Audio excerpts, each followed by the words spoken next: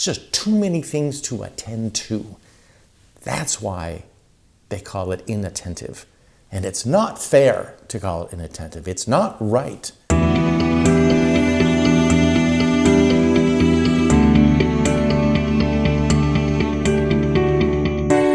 Following up on my last episode, introducing the RD mind, I want to get into the fact that it is based in biology and evolution. There's no question about it in my mind that the RD mind is based in biology and evolution and basically human success over the last 100,000 years.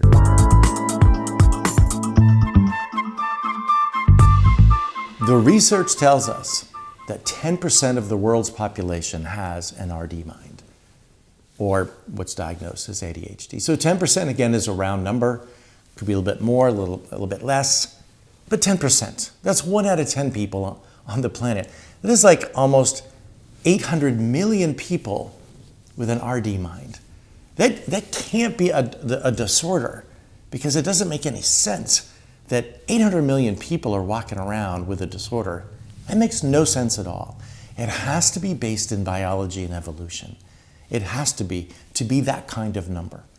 And by the way, it's something that is passed on genetically. You don't get an RD mind because of life, parenting, trauma. You just don't.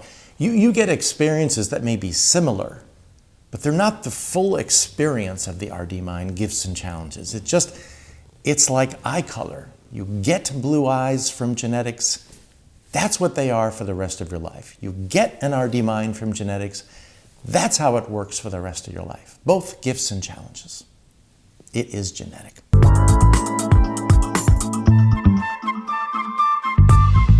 And like I said in the last episode, it's like a bigger brain. And I don't mean bigger in size.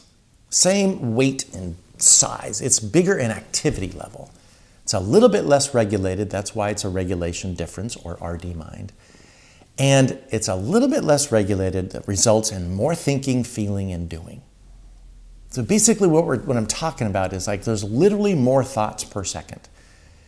Instead of having 1 or 2 thoughts per second, you have 4 or 5. And just that's how you live. Unless you're hyper-focused, you're so into something, you have 1 thought, you're a laser.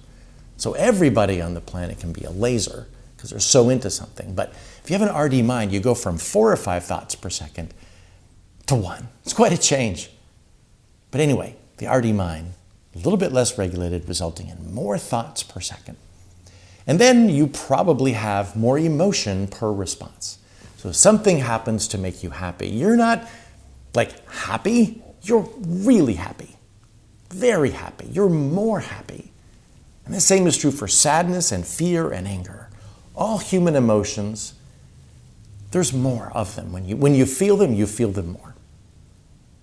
Finally, there's more energy per moment. So when I say more thinking, more feeling, more doing, the doing is the energy. There's more energy. So hyperactivity is seen in kids because all kids are active. That's part of being a child. But kids with an RD mind are really, really active, and they stand out as active. They just don't sit in their seats like in classrooms. They're constantly moving, not moving a lot, they're constantly moving. It's more energy. And then, because the RD mind is extremely prevalent in my family, I've known older adults, 70s and 80s, they're running circles around their cohort. They have more energy. They've had more energy from birth because of their RD mind. And they always will, and they're just like, wow, where did you get that energy? So it really stands out as a gift when you're an older adult. It may be more of a challenge when you're a kid if you're in an environment where you're supposed to be sitting. That's definitely more of a challenge. But as an adult, it's all gift. It's all gift to have that kind of energy. So that's what I mean by a regulation difference. The human brain, if you have an RD mind, it's a little bit less regulated, resulting in more thoughts per second, more feeling per response, and more energy per moment.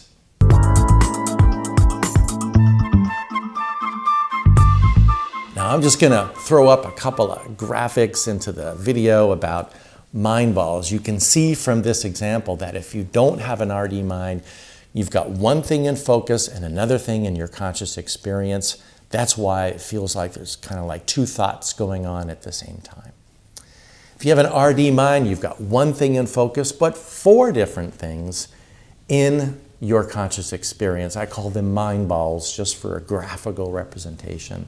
Non-RD mind, there you've got two thoughts like per second. RD mind, 5 thoughts per second. And now that's not exact. Some people have maybe 3 thoughts per second. Some people feel like they have more than 5. But anyway, making the point, it is a different cognitive experience. The same is true for lanes. If you think of lanes of a highway, if you have a non-RD mind, it's 2 lanes, not much traffic. But then if you look at the other photograph there, if you have an RD mind, it's many lanes and many cars, so much traffic.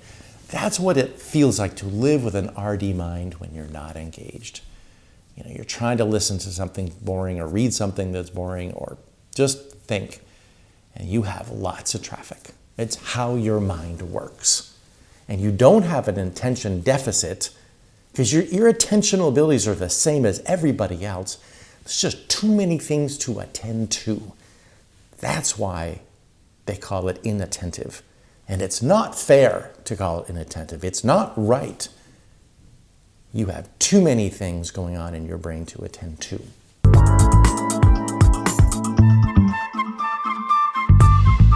What I want to say is that about biology and evolution is that it's an advantage to human success, that evolution shaped 10% of a human group to have an RD mind because it helped them succeed. Again, our ancestors were about 25 people in a group. The hunter-gatherers, that was us 100,000 years ago. And we were small groups. Larger wouldn't work. Evolution shaped it to be about 20, 25 people. And I have an obsessive mind, which means I obsessively do things. And it's not a disorder. If you match obsessive mind with generalized anxiety, it can become OCD or obsessive compulsive disorder. But the obsessive mind is, I don't know, maybe it's half of humans. I don't know. It's like a lot of people, much more than RD mind. So the obsessive mind had to be shaped by evolution because people like me with obsessive minds, we're super organized and we're linear thinkers and we get things done without question. If you have an RD mind, however, you think differently, you're outside of the box, your intelligence is bigger, you're much more creative and better at problem solving. So that combination of people, evolution shaped it and to pass down genetically to succeed.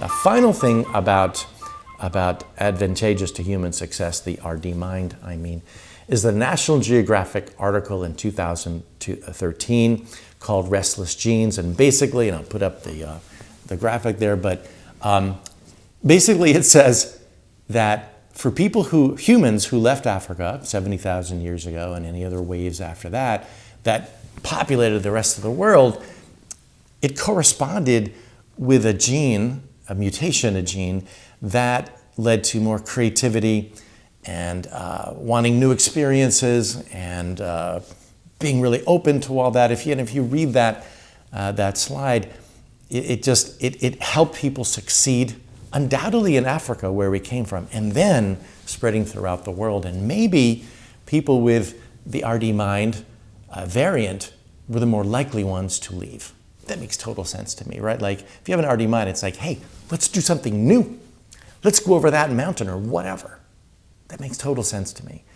Anyway, in the end of the descriptive paragraph that I put on that slide, it says, by the way, this variant correlates with ADHD. So when I read that in 2013, I was like, yeah, there we go. That is huge. That explains it. And that helps to understand why you have an RD mind. I hope this has been helpful because you deserve it and you are awesome.